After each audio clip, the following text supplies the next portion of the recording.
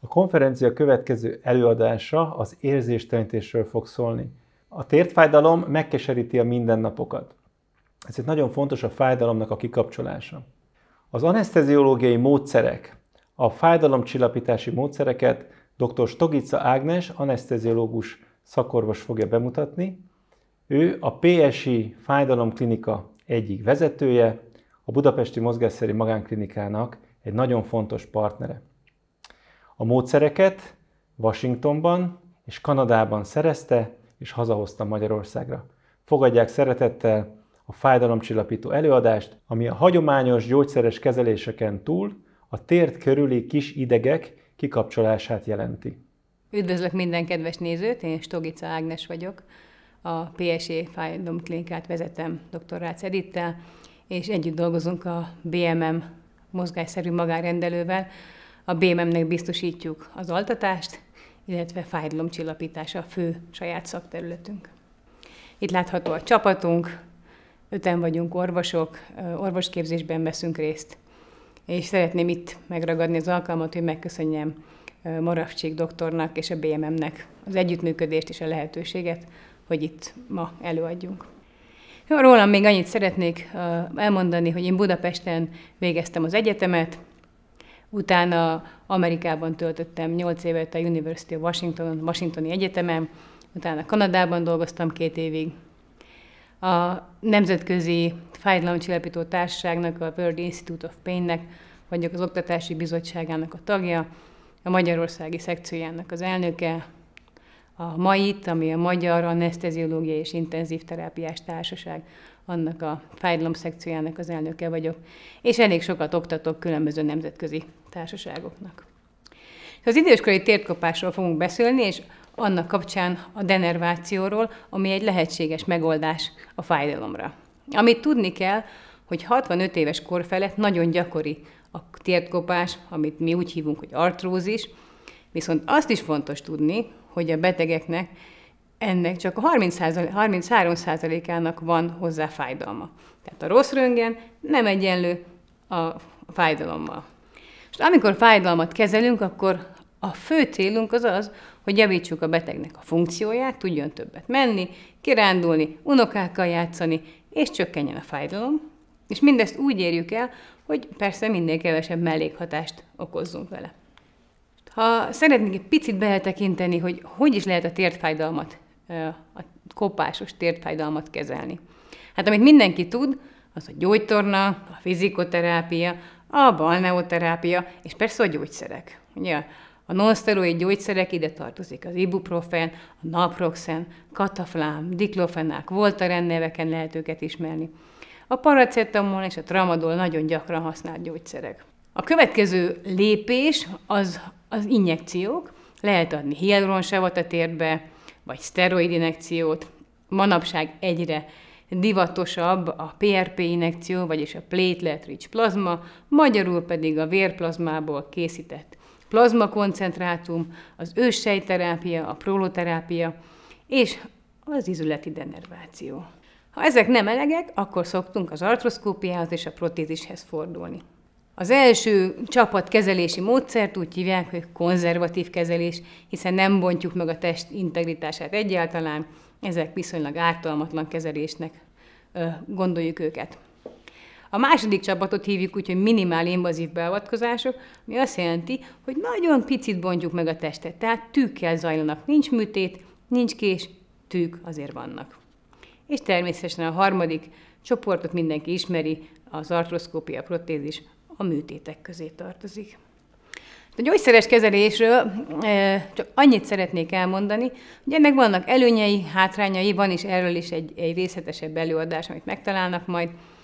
A non-szteroid gyulladás csökkentő gyógyszereknek a nagy előnye, meg a tramadolnak is, hogy könnyen hozzáférhető, olcsó, viszont van ám hátrányuk is, hiszen a non-szteroidok egy része gyomorirritációt okoz, fekélyt okoz, csökkenti a vesefunkciót, a másik fajtája, amelyik nem olyan rossz a vesének és a gyomornak, az pedig a kardiovaszkuláris rizikót fokozza, vagyis fokozza a stroke, az infarktus meg a trombózis kialakulását. A tramadol pedig székrekedést okoz. Mindemellett nagy öröm, hogy vannak, mert azért nagyon sok beteget átsegítenek a nem funkcionális formából a funkcionálisba. A hialuronsavról röviden csak annyit, hogy olajcsereként szokták emlegetni, ilyenkor hialuronsavat tesznek a fáradt izületi folyadék helyett vagy mellett az izületbe. Fontos róla tudni, hogy jó hatékonysága van, kb. 1-6 hónapig hat, és jó benne, hogy nem károsítja a porcot, tehát hosszú távon nem rontja a betegségnek a kimenetelét. És itt megérkezünk a szteroid injekciókhoz, hogyha ha valami egy dolgot jegyeznének meg ebből az előadásból, akkor talán a legfontosabb az, hogy a szteroid injekció viszont porckopást okoz. Ez a úgynevezett standard eljárás világszerte, de egyre inkább kezdünk eltávolodni tőle, mert most már nagyon sok tudomány mutatja, hogy ha beletesszük az izületbe a szteroidot, akkor átmenetileg nagyon jó lesz, azonban hosszú távon nem segít, sőt a porc állapotát rontja. A tudományos érdeklődésűeknek hoztam egy studit is róla, egy vizsgálatot. Ez a JAMA nevű újságban jött le, ami egy nagyon respektált orvosi folyóirat. Ebben egy nagy csoport beteget vizsgáltak, ebben 2 csoportot. Az egyik csoport kapott többször szteroidot a térdébe, a másik csoport csak fiziológiás sóoldatot, vizet kapott, steril vizet a térdébe. És azt nézték, hogy 2 év után kinek hogyan alakul a térde állapota. És amit találtak, hogy 2 év után ugyanolyan volt a fájdalom mindkét csoportban, viszont a porckárosodás sokkal nagyobb volt azoknál, akik szteroidot kaptak. Úgyhogy szteroidot csak szelektív esetekben javasolt. Ez a másik vizsgálat pedig a Lancetben jött le, hasonlóan híres szakmai folyóirat, és azt a konklúziót hozták rengeteg vizsgálatnak az összesítésével, hogy a szteroidot, ha izületi szalagokhoz szúrjuk, így a térdhez is szoktuk, nem csak bele, akkor rövid távon nagyon jó, de hosszú távon rontja az izületi szalagok és inak funkcióját. A regeneratív kezelés pedig tényleg az új szupersztár kezelés, az új irány, őssejtet tegyünk, vérlemezkéket tegyünk, proloterápiát végezzünk. Ennek a lényege, a koncepció az, hogy amíg valaki gyerek, addig az épülés sokkal jobb, sokkal erősebb, mint a kopás, ezért a gyerekek olyan jól vannak, és hamar fel is javulnak egy sérülésből. De időskorban ez az egyensúly elbillen, és a kopás szokott súlyosabb lenni. Hát ezt próbáljuk megfordítani a regeneratív medicinával. Erről egyébként részleteiben Laca Zsombor doktor fog beszélni majd önöknek. Így néz ki, a mi klinikánkon is végezzük. Az ultrahangos képen látható a baloldali oldalszalagnak a PRP kezelése, mindig mindent ultrahanggal nézünk. A jobboldali képeken pedig látják a térd csontvelőbe őssejtet adunk a porc képző állományhoz. És akkor megérkeztünk a tényleg valódi mai én témámhoz, az izületi denervációhoz, erről fogunk részleteiben beszélni. Hát mi is a térd denerváció? Denerváció, vagyis az idegek kikapcsolása. Itt látható a képen egy tű, és a pici idegeket, ahol azok a golyók jelzik, ott azokat az idegeket tudjuk megégetni, vagy megfagyasztani. Fontos tudni, hogy ezeket a kis idegeket kapcsoljuk ki, a nagy idegeket, azokat nagyon is békén hagyjuk, mert azok fontosak abban, hogy a láb mozogjon, hogy érezzen, azokat nem zavarjuk. De a pici idegek, amik azért felelősek, hogy a térd fájdalmát közvetítsék az agy felé, azokat nyugodtan kikapcsolhatjuk. Különböző módszereink vannak. A legelterjedtebb talán a rádiófrekvenciás abláció, ilyenkor 80 fokon kapcsoljuk ki az idegeket, úgy néz ki, hogy ultrahang vagy röntgenvezérléssel oda vezetjük a tűt a pici ideghez, és egy körülbelül ekkora pici léziót, melegséget okozunk, amitől az ideg megszűnik továbbítani a fájdalomingert. A másik lehetőség a kryoabláció, vagyis fagyasztás. Itt látható egyébként egy fagyasztó gép. Az pedig egy olyan jéggolyót csinál, mint szintén a képen látszik. A tű végén csak egy pici jéggolyó lesz. Lehet még kémiai módszerekkel, alkohollal és fenollal is kikapcsolni az idegeket. Arról nem beszélünk, most eléggé rövid ideig hatnak. Tehát vannak esetek, amikor ez is jó, de nem tartós a hatásuk. Most ezen a videón remélem senkit nem ijesztek meg nagyon, de így néz ki gyakorlatilag a térd denerváció fagyasztással. Látható, hogy műtőben zajlik, steril körülmények között, azért ilyen narancssárga a beteg lába, az a fertőtlenítőszer, amitől ilyen színű. És egy kövérebb tű, de azért nem olyan nagyon kövér az, amit ultrahang vezérelve oda vezetünk ezekhez a pici idegekhez, amik a térd fájdalom információját közvetítik az agy felé. Ami pedig most látszik, ez a fagyasztó tű, és mindjárt megmutatom, hogy ha a tűt a helyére pozícionáltuk, utána a gép bekapcsolásával elkezdődik a fagyasztás, azt lehet látni az ultrahangos képen, az éles szeműek láthatják, hogy a tű hegye körül elkezd egy ilyen fekete gombóc készülni, ez maga a jéggolyó.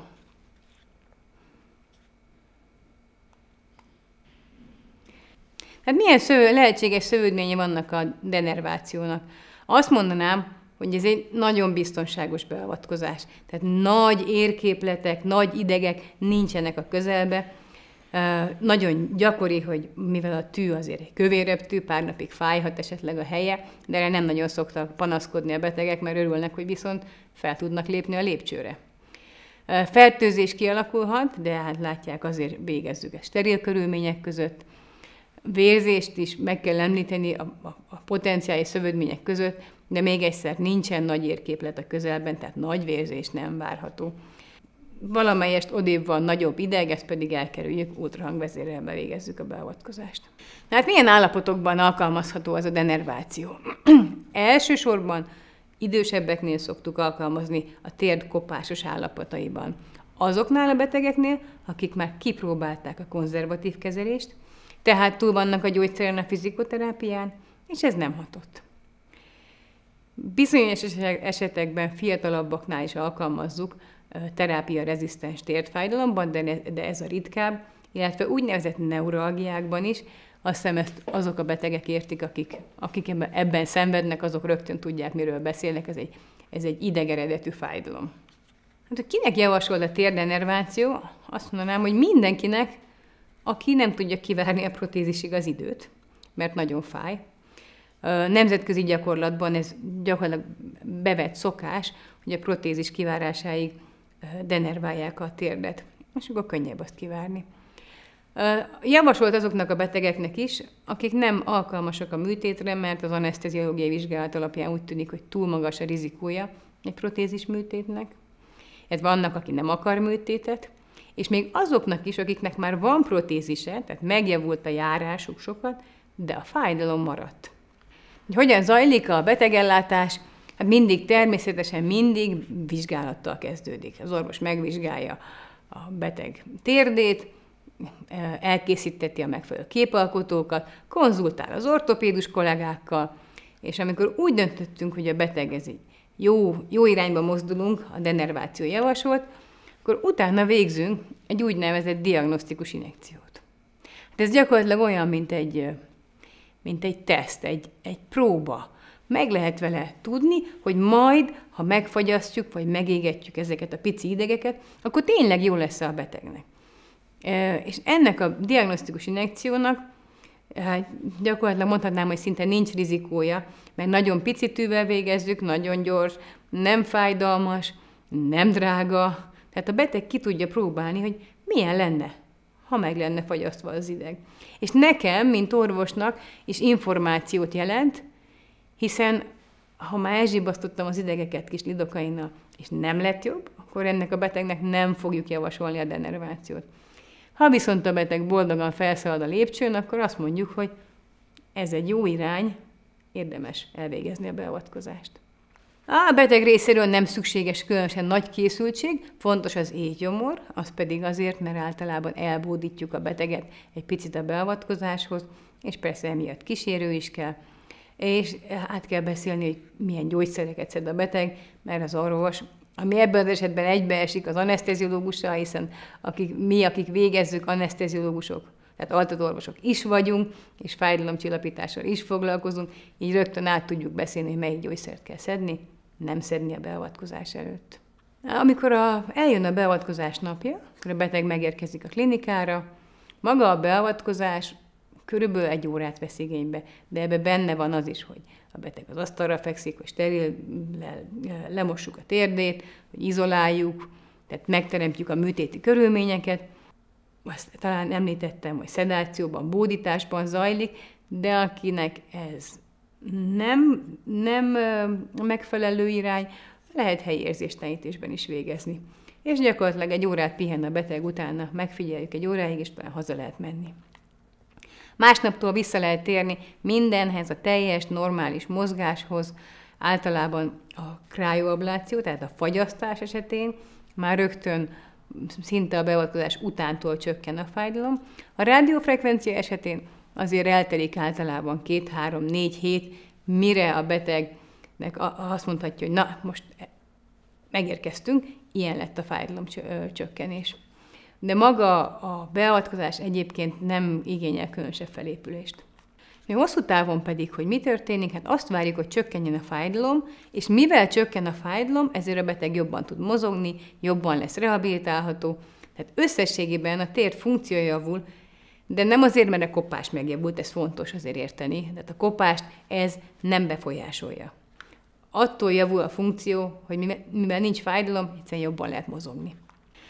Megint a tudományos érdeklődésűeknek gondoltam, megmutatom, azért sok tudományos vizsgálat támasztja alá ennek a beavatkozásnak a létjogosultságát. Itt 13 randomizált, kontrollált vizsgálat, prospektív vizsgálatok és esettanulmányok igazolják a hatékonyságát. Nyilván megkérdezik a beteg, hogy meddig hat a denerváció. De azt mondanám, hogy a klinikánkon legtöbbször kombinációban csináljuk a regeneratív kezeléssel, mert a denerváció, az idegek kikapcsolása hat rövid távon 6-12-18 hónapig, de közben a PRP-nek a lassan felépülő hatása már beindul, tehát legtöbb esetben úgymond így hosszú távú eredményt tudunk elérni ezzel a kombinációval. Akinél nem csinálunk regeneratív kezelést, ott pedig 1-2 év után megismételhető a beavatkozás, nem fokozódik a rizikója attól, hogy most újra csináljuk a beavatkozást. Természetesen vannak azok az esetek, amikor nem javasolt. Nem javasolt annál, aki fiatal beteg, és esetleg olyan térdsérülése van, amit az ortopédus orvosok tökéletesen meg tudnak oldani, ezzel hátráltathatják a térnek a kopását. Ezeknek a betegeknek sosem javaslunk denervációt. Ha a helyi fertőzés áll fenn, akkor megint nem merül föl semmilyen tű beszúrása, mert ezzel fokoznánk a fertőzés veszélyét, és persze azok, akik a diagnosztikus szúrásra nem javultak, azoknak sem végezzük el a beavatkozást.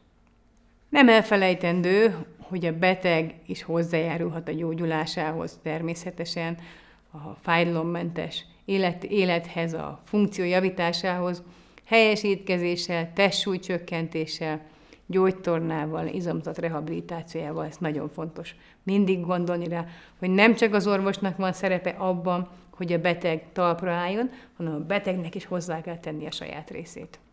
És ezzel az üzenettel szeretném bezárni az előadásomat. Ne adja fel az aktív életet, kiránduljon, vagy unokázzon, ahogy azt mindig is tervezte. Köszönöm szépen a figyelmüket. Hát egy nagyon izgalmas előadást hallottunk a térd körüli fájdalomcsillapító módszerekkel, úgyhogy üdvözlöm itt a stúdióban dr. Stogica Ágnest, és nagyon szépen köszönöm ezt az előadást, mert nagyon izgalmas, hiszen egy olyan úttörő munkát végzel, és egy olyan tudást hoztál haza Magyarországra, ami valóban egyedülálló, és nagyon boldogok vagyunk, hogy megismerhettük a PSI klinikának a különböző módszereit. Úgyhogy rá is térnénk rögtön arra, hogy ez a térd körüli idegek kikapcsolása, említetted, hogy kiknek való, kiknek nem való, de mégis, hogyha össze kéne foglalni, ez mennyit segít a betegeknek, és hogy mondhatod, hogy picit inkább az idősebb korosztálynak érdemes ezt alkalmazni, körülbelül mennyi ideig lehet kikapcsolni, és vajon ez a kikapcsolása az idegszálaknak, ez mennyi ideig tart? Köszönöm a kérdést, meg köszönöm a lehetőséget erre a beszélgetésre. Igen, ahogy mondtad, a térd kisidegeinek a kikapcsolása az kifejezetten az idősebb betegekre lett kitalálva. A fiatal betegeknél mindig törekszünk arra, illetve az ortopédusok törekszenek arra, hogy valami oki terápiát találjanak. Az idősebbeknél nem mindig lehet a térd állapotát úgy javítani, hogy megjavuljon a porc, vagy visszanőjön a porc, és ilyen esetekben alkalmas a térd denerváció, az idegek kikapcsolása.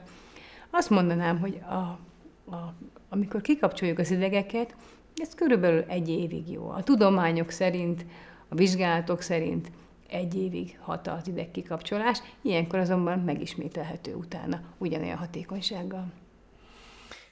Ha jól értettem az előadásban, ezt mindent ultrahang vezérléssel csináltok, tehát egy ultrahang tulajdonképpen a harmadik szemetek, amivel figyelitek, hogy merre megy a tű, valójában azért, hogy mit néztek az ultrahanggal? Hát az ultrahang teszi biztonságossá a beavatkozást. Az ultrahang segítségével állapítjuk meg, hogy pontosan hova kell tennünk a tűt, az alapján azonosítjuk be a combcsont és az izmoknak a különböző részeit, és segít elhelyeznünk a tűt megfelelően, illetve hát a tűt is látjuk, miközben pozícionáljuk, tehát ettől nagyon pontos lesz a beavatkozás. Tehát lehet látni a képleteket, az oldalszallagot esetleg, vagy magát az idegszálat is lehet látni az ultrahanggal? Az idegszál az nagyon pici, tehát inkább azt mondanám, hogy az anatómiából tudjuk, hogy hol helyezkedik el az idegszál. Azoknál betegeknél, akiknél nagyon beteg a térd, ott azért az ideget magát nem látjuk, csak a helyét tudjuk. Egy fiatalban mondjuk meg tudnám mutatni az ideget is. Kiknek ajánlott ez a denerváció? Beszéltünk az életkorról, de volt, hogyha tudjuk, hogy Magyarországon is több mint 12 000 ember várakozik térprotézis műtétre, és hogyha valakinek mondjuk akár éveket kell várni, és segíthet ez a beavatkozás, illetve kik jönnek még szóba? Szó volt esetleg arról, aki nem operálhatók. Mi lehet ennek az oka? Elsősorban azoknak az idősebb betegeknek, akik vagy nem jutnak a műtéthez, vagy tényleg egyszerűen nem alkalmasak rá, mert már a szívük, a tüdejük olyan beteg, hogy nem épülne jól föl egy műtétből. Na, ezeknek a betegeknek sem kell feltétlenül kínlódni a fájdalommal. A cél az, hogy ezek a betegek is vissza tudják nyerni a funkciójukat, kinek mi fontos, vagy azt, hogy a lakásban tudjanak jönni-menni, vagy unokázni tudjanak, van, aki pedig kirándulni szeretne. Tehát ezt segíti az izületi denerváció ezeknél a betegeknél is. Beszélgettünk a konferencián arról, hogy amikor valaki térprotézissel megoperálnak, és lehet, hogy tökéletes a röntgenfelvétel, és tökéletes minden, és az ortopéd sebész azt látja, hogy minden rendben van, de mégis panasz marad vissza. Aztán beszélgettünk arról is, hogy még a műtét technikának a fejlődésével ezt hogyan lehet majd kiküszöbölni. De hogyha valakinek térprotézis után panasza marad vissza, akkor segít ez a módszer? Kifejezetten azt mondanám, hogy igen. Ugyanis a térprotézisnél, és erről biztos az ortopédusok még többet tudnak mesélni, ugye nem a teljes térdet cseréli ki az orvos, csak az ízfelszíneket, tehát ott több struktúra marad, ami még fájdalmat közvetíthet. Azoknak a betegeknek ez a beavatkozás nagyon jó, és nagyon sokszor csökkenti a protézis utáni fájdalmat is. Tehát, hogyha valaki térprotézis műtéten esett át, és panasza van, akkor azt szoktuk javasolni, hogy először forduljon az ortopéd sebészhez, ő vizsgálja ki, hogy nincsen valami ortopéd sebészi oka a fájdalomnak, és hogyha nincs, akkor jöhet a térd körüli kis idegeknek a kikapcsolása. Természetesen. A beteg mindig, minden operatív szakmában, így a térprotézisnél is, ha bármilyen gondja van a műtéti területtel, akkor az első az mindig az, hogy az ortopéd sebész vagy a sebész nézze meg, hogy minden rendben van. Tehát persze azokra a betegekre vonatkozik az, hogy az idegek kikapcsolásával lehet segíteni, akik ezt a kört már megfutották, a protézis rendben van, nincs kilazulva, nincs ezek a betegek alkalmasak a denervációra. Említetted az előadásodban, hogy nem csak a denervációval foglalkoztok, hanem bizonyos ez a regeneratív medicina módszereivel is. És megütötte ott egy szó a fülemet, ugye beszélünk a PRP terápiával, még lesz egy másik előadás. Vannak ezek, amikor segítjük őssejtekkel, vagy regenerációs sejtekkel segítünk a porcnak a felépülését, és volt ott egy szó, hogy proloterápia. Az micsoda? De azt szoktam mondani, a proloterápia talán még régebbi, mint a PRP vagy az őssejt. Az 1900-es évek elején a George Stuart Hackett fejlesztette ki. Ez gyakorlatilag egy cukoroldat, De ugyanazt a hatást érjük el vele, mint a PRP-vel, vagy talán még az őssejtvel. És azt szoktam mondani, hogy a proloterápia a szegény orvosnak a PRP-je. Olcsóbb maga a szer, amit beadunk, és többször kell beadni, tehát többször kell a betegnek jönni, de ugyanez a hatásmechanizmus, ugyanoda szúrjuk a tünket, és a beavatkozás lényege mégiscsak ugyanaz, hogy erősítsük a szalagokat, az izületeket, csökkenjen az instabilitás, és ez vezet a fájdalom csökkenéséhez. Van egy közös betegünk, akit kezeltél, és gyakorlatilag nagyon gyakran felmerül, hogy a térd árokban van egy békerciszta, ennek a betegnek is volt egy kitöltőt, a térd árkot kitöltő folyadékgyülem, ugye ezt a békercisztának hívjuk, amikor ott fölszaporodik. És mondottál egy olyan mondatot, hogy ha ezt ultrahangvezérelten, ezt a békercisztába egy anyagot adunk, akkor a békerciszta fala össze tud tapadni, és meg lehet szüntetni ezt a térd árki fájdalmat. Ezt hogy kell elképzelni? Ugye a békerciszta, azaz térdizületnek a kitüremkedése, gyakorlatilag felszaporodik az izületi folyadék, és utána, hogy a ciszta megnő, az saját maga már kellemetlenséget, térd nehézségét vagy fájdalmat tud okozni. És amikor ezt a cisztát leszívjuk, hát úgy kell elképzelni, mintha ragasztót tennénk a folyadék helyére, persze nem ragasztót rakunk, és utána, ha összenyomjuk a ciszta falait, akkor előbb-utóbb ilyen úgynevezett adhéziók, tehát összenövések képződnek, tehát egyre kevésbé fog feltelni a békerciszta, majd a végén meg is szűnik. És ezzel a békerciszta által okozott panaszok is megszűnnek. Jól kezelhetőek ezekkel a terápiákkal akár a békerciszta is. Van úgy, hogy esetleg összetapadhat a fala. Ez ki szokott újulni? Erre a saját tapasztalatomat tudom mondani. Én úgy tapasztalom, hogy nem tér vissza a békerciszta, de ezt nem tudom alátámasztani nemzetközi tanulmányokkal. Ja, tudjuk, hogy az orvostudomány nem fejlődhetett volna, főleg a sebészeti szakmák nem fejlődhettek volna az anesztézia, azaz a fájdalomcsillapítás nélkül. Ja, nagyon-nagyon fontos, hogy ahhoz, hogy a sebész, akár általános sebész, akár az ortopéd sebész beavatkozásokat tudjon végezni, az elengedhetetlen a fájdalomcsillapítás módszere. És tulajdonképpen, amikor a műtőbe kerül a beteg, ott egy tím van. Egy összeszokott tím, akik gyakorlatilag az egy célunk van, hogy a betegnek egy olyan élménye legyen a műtőben, ami nem rossz élmény, hanem egy jó élmény. Azaz, hogy ő azt érezze, hogy nem érzi a fájdalmat, és végül boldogan és mosolyogva ébred fel a műtőbe. Mit tud tenni az aneszteziológus, hogy mondjuk tegyük fel egy térdműtét esetén, és vegyünk egy nagy műtétet, egy térd protézis műtét esetén, hogyan történik az érzéstelenítés? Azt kell mondjam, hogy az anesztézia szerintem az orvostudomány tényleg egyik csodája. Talán a következő csoda az antibiotikum lehet, amely annyira hatalmas lépés volt a fejlődésben. Amikor a beteg műtétre jön, akkor az anesztéziológus csapatnak a feladata az, hogy a beteg a műtétből vagy semmit ne éljen meg, vagy maximum egy kellemes élménye legyen, hogy egy klassz csapat fogadja, és a végén pedig már kész a térde, és mindeközben nem fájt semmi. Többféle módszerünk van természetesen ennek az elérésére.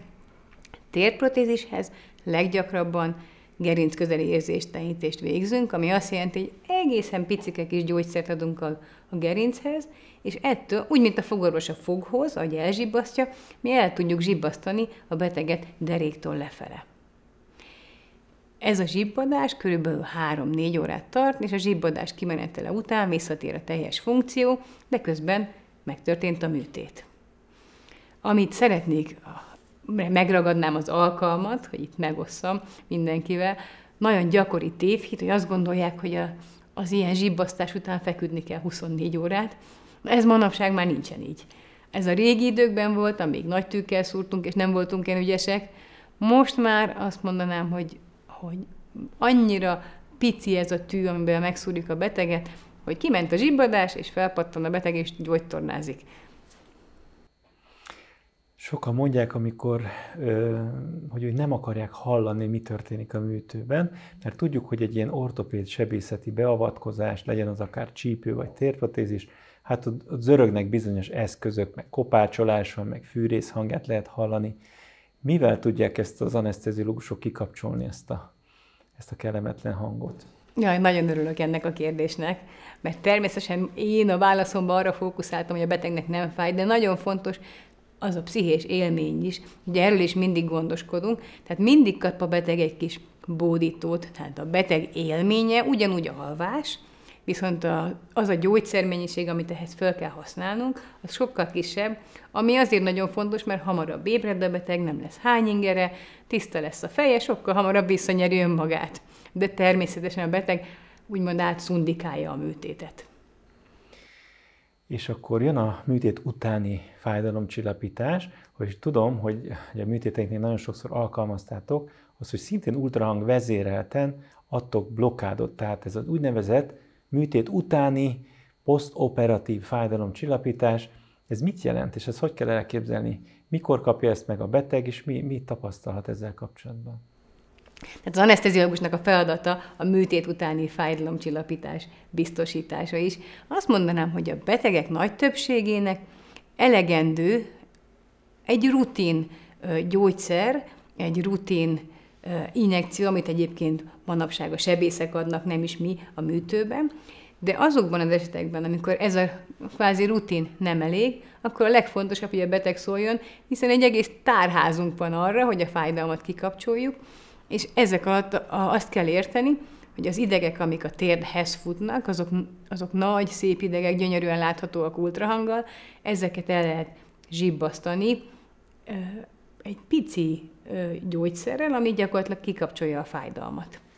Tehát azt mondhatjuk, hogy nem kell, hogy fájjon, a betegnek szólni kell, és akár onnantól kezdve, hogy a műtőbe került a beteg, onnantól kezdve ő semmilyen fájdalmat nem érezhet, sőt, a műtét után is fájdalmat csillapítunk. Szinte egyetértek ezzel. Hát, hogyha azt mondanánk, hogy semmilyen fájdalmat nem érezhet, akkor talán csalódást okoznánk azért a betegek egy részének, de hogy nem kell kellemetlen fájdalmat érezni, nem kell kínlódni azért, mert ilyen nagy műtétje van valakinek, azt biztosan állíthatjuk. Nagyon fontos az, hogy a betegeket készítsük fel a műtétre. És ennek kulcs szerepe van az aneszteziológusnak, hiszen a fő célunk az, hogy a műtét napjára a beteg a lehető legjobb formába kerüljön. Mit tud ehhez hozzátenni az aneszteziológus, és mik azok a tényezők, mik azok a feladatok, amit a műtét előtt megtehet a beteg azért, hogy ő a műtétet a legoptimálisabban, a leggördülékenyebben, a legstresszmentesebben tudja végigcsinálni. Manapság már teljesen rutin az aneszteziológiai vizsgálat. Ennek a lényege az, hogy minden szervrendszerét a betegnek olyan állapotba hozzuk, hogy a maximumot tudja nyújtani. Szintén ilyenkor történik az, hogy megvizsgáljuk a szívét, megvizsgáljuk a tüdejét, ha szükséges, akkor elküldjük kardiológushoz, optimalizáljuk a gyógyszereit, esetleg átbeszéljük, hogy szed-e véralvadásgátlót, ami befolyásolhatja a vérzést a műtétnél, cukorbetegség esetén átbeszéljük, hogy mi legyen a cukorbevétellel, a cukorgyógyszerek bevételével. Tehát olyan állapotba hozzuk a beteget, hogy egyszerűen csúcsformában legyen a műtét idejére, ami egy nagy megterhelés nyilván a szervezetnek, de így csúcsformában ez a kanyar is bevehető. Mi a helyzet a dohányosokkal, vagy akik esetleg rendszeresen alkoholt fogyasztanak? Mindig megbeszéljük a betegekkel, hogy alkoholt semmiképpen se fogyasszanak, hiszen pont úgy, hogyha emlékeznek rá, egy nagyobb mulatság után, a másnap, hogy az ember fáradtabbnak érzi magát, a műtétre sem jó úgy érkezni, hogy a szervezet ki van merülve. Úgyhogy alkoholfogyasztás egyáltalán nem javasolt, és a dohányzást, hát azt is a legjobb lenne elhagyni. Mondhatjuk azt, hogy ha a beteg elhagyja a dohányzást csak 3 héttel az altatás előtt, akkor már kimutathatóan jobb a tüdőnek a funkciója. Tehát javasolt a dohányzás elhagyása ezért is. Illetve a másik, ami pedig az ortopédiai szempont, hogy a dohányzás nagyon jelentősen rontja a sebgyógyulást. Már tudjuk, hogy például Amerikában több sebész el sem vállal dohányos betegeket, ha más nem azért, hogy az eredményeit ne rontsa. Úgyhogy dohányzás, alkohol nem javasolt. Esetleg milyen életmódváltoztatást javasolsz a műtét előtt? Ugye egyrészt a várakozási idő is akár több hónap is lehet, vagy a több év. Milyen életmódváltoztatást javasolsz a betegek számára? Ugye az életmód döntések különösen fontosak, még műtét nélkül is. Nem mindegy, hogy mit eszünk, mennyire egészségesen étkezünk, mennyire sok benne a gyors felszívódású cukor, a zsír, tehát egészséges életmóddal, mint hogy egészségesebbé tehetjük magunkat műtét nélkül is, a műtéti felépülést is segíteni fogja, hogyha jó formában érkezünk. Ugyanígy, ahogy a mozgás műtét nélkül is javasolt, de a műtéthez is különösen fontos, mert nem elég, hogy a sebész vagy az ortopéd megoperálja és kicseréli a tért meg a porc felszíneit, kell, hogy a beteg tudja használni az izomzatát, tehát emiatt úgy hívjuk ezt, hogy prehabilitáció. A beteget legtöbbször, hát nem is mi küldjük, hanem általában egyébként a gyógytornászok vagy az ortopédusok küldik előgyógytornára, mint egy készülve arra már, hogy a műtét után hogyan használja a vadi új lábát, a vadi új ízületét és az izomzatát. És térjünk még vissza egy percre, volt a denervációról szól, amikor az idegeket kapcsoljuk ki, a kis idegeket kapcsoljuk ki a térd körül, de azért vannak itt még olyan módszerek, a PRP terápia, az őssejterápia, hogy itt a PSI fájdalomklinikán ezt hogy alkalmazzátok? Azt mondanám, hogy a praxisunknak a nagyon nagy része regeneratív medicina. Ugye a regeneratív medicinában megpróbáljuk egy kicsit visszaforgatni az időkerekét. Hát az, ami elkopott, kicsit megnyúlt, azt nagyon sokszor lehet újra formába hozni. Használunk ugye nem csak a PRP-t, a platelet-rich plazmát, vagyis vérlemezkében gazdag vérplazmát, de használunk őssejtet, és használjuk a proloterápiát is. Mindegyiknek az a lényege, hogy a megnyúlt, meggyengült szalagokat, izületi szalagokat tudja megerősíteni, és a porcot tudja regenerálni. Bocsánat, akkor jól értem, hogy ezeket az anyagokat nem csak a térd izületbe, hanem a térd köré is adjátok? Ez a második kedvenc kérdésem. Tehát ezeket a regeneratív medicinában használatos gyógyszereket nem csak a térdüzeletbe kell tenni egyáltalán, illetve úgy is el lehet érni eredményt, de sokkal jobb eredményt lehet elérni, hogyha az ember úgy gondolkodik a térdről, mint egy biomechanikai egységről.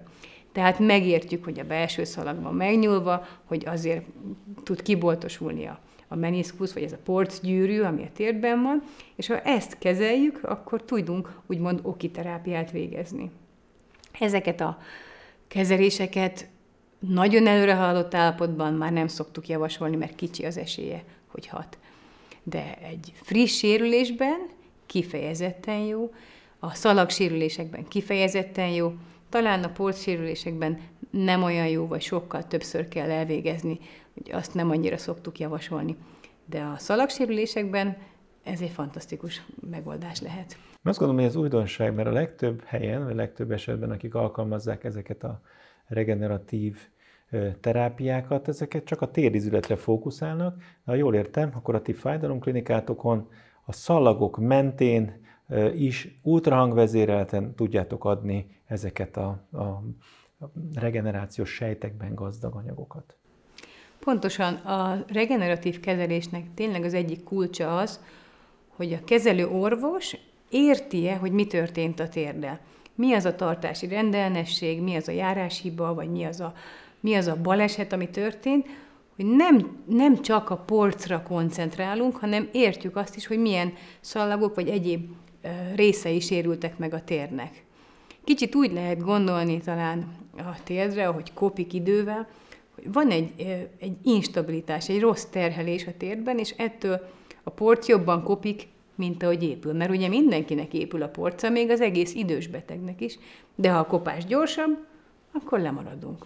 Tehát abban tudunk segíteni, vagy a PRP-vel a szalagok mentén, vagy az őssejttel, úgy hívjuk, hogy szubkondrálisan, tehát a porc alatti részhez lehet beadni és serkenteni a porc növekedését, hogy megpróbáljuk helyrehozni ezt az egyensúlyt, hogy több legyen a porc növekedés, mint a károsodás. Ez nagyon érdekes, amit mondtál, tehát akkor a porc szövet, az részben van egy folyamatos regenerálódása, és van egy folyamatos kopása, és ennek az egyensúlya bomlik meg tulajdonképpen, és ezt hivatott a regeneratív medicina helyreállítani. Egy nagyon fontos kérdésem lenne, hogy honnan nyeritek az őssejtet? Tehát, hogy honnan juthatunk a szervezetből, más szöveteiből, oda, hogy kinyerjük belőle azokat a sejteket, amik képesek még ezt a regenerációt elvégezni. Vannak őssejtek nagyon nagy számban a zsírszövetben, és nagyon nagy számban a csontvelőben. Én azt mondanám, hogy én valószínűleg az amerikai képzésem miatt, úgymond az amerikai szabályokat követve, én zsír őssejtet nem használunk, mi a csontvelőből nyerjük az őssejtet. Ez pedig egy egyszerű ultrahangvezérelt beavatkozás, szintén a beteg el van bódítva, és egy tűvel megszúrjuk a csípőlapátot itt hátul, és kiszedjük az őssejteket, kiszívjuk, majd lecentrifugáljuk egy speciális centrifuga segítségével. És így nyerünk kb. 6-8 ml, tehát egész kevés őssejtet, de az elegendő ahhoz, hogy bizonyos térdállapotokban eredményt tudjunk elérni. A kinyert őssejteket, hogyha valaki ezt a módszert válassza, bejuttatjuk ezt a porc közeli részre, mennyi ennek a gyógyulási esélye, mennyi ideig tarthat a gyógyulás, mennyi ideig tudja esetleg halogatni vele a műtétet? Hát jó esetben az őssejttel el lehet tolni a műtétet, de ezt tényleg esete válogatja, mert van az eset, amelyik nem fog reagálni őssejtre, van, amelyik viszont nagyon jól fog reagálni. Amikor őssejtet adunk be, abból is van őssejt is, meg vérlemezke is, és az őssejtnek tulajdonképpen az a dolga, hogy mint egy karmester összehangolja ezt az egész gyulladásos választ, ami a szervezetnek a válasza egy sérülésre. Tehát így működik az őssejt. És jó esetben, jó betegválasztásnál, jó technikával elvégezve a beavatkozást, azért ki lehet tolni vele a protézis idejét. Tehát akkor vannak olyan eljárások, amikor a zsírszövetből, vannak olyan, amikor a csontvelőből, és ti úgy szerzitek a csontvelőből, hogy a csípő lapátból tulajdonképpen egy érzéstelenítésben szintén eltávolításra kerül, és azt egy eljáráson át, beadva a hibás részre, azt ott gyakorlatilag a szervezet saját magát javítja meg, ha ezt így mondhatjuk. Ez annyira tökéletes megfogalmazás, hogy nem is tudok jobban. Tényleg, ez történik pontosan. Említetted a Pain School International-t, ami úgy hallom, hogy ez egy oktatási központ. Mi ez? A Pain School International-t azt 17-ben kezdtük egy amerikai, egy brazil és egy magyar rácedit kolléganővel, és azért indítottuk, hogy fájdalomcsillapítást oktassunk szakorvosoknak, elsősorban azokban az országokban, ahol nincs fájdalomcsillapítás képzés. De úgy alakult idővel, hogy azt hiszem olyan színvonalas képzést sikerült biztosítanunk, hogy manapság ide jár nyugat-európai, amerikai és kanadai orvos is fájdalomcsillapítást tanulni. Mi lettünk azóta a Szegedi Egyetemnek a képzőhelye, most indult végre Szegeden állami intézményben fájdalomcsillapítás, és most alakul ki, vagy most szervezünk egy együttműködést a São Paulo-i Albert Einstein Egyetemmel is. Nekik is mi fogunk oktatni. Nagyon szépen köszönjük ezt a nagyon izgalmas és értékes gondolatokat, amivel a tért körüli fájdalomcsillapításról, a regenerációs medicináról hallhattunk. Remélem, hogy a kedves nézőknek is sok pluszt adott, és sokat tanulhattunk ezekből az előadásokból. Felhívom a figyelmüket professzor dr. Laca Zsombor, aki a Semmelweis Egyetem tudományos rektorhelyettese, aki kutatóorvos, ortopéd sebész, a mai napig praktizál, és szintén ez a kutatási területe. Hallgassák ezt az előadást is meg, és kövessenek minket itt a Térdegészség titkai konferencián.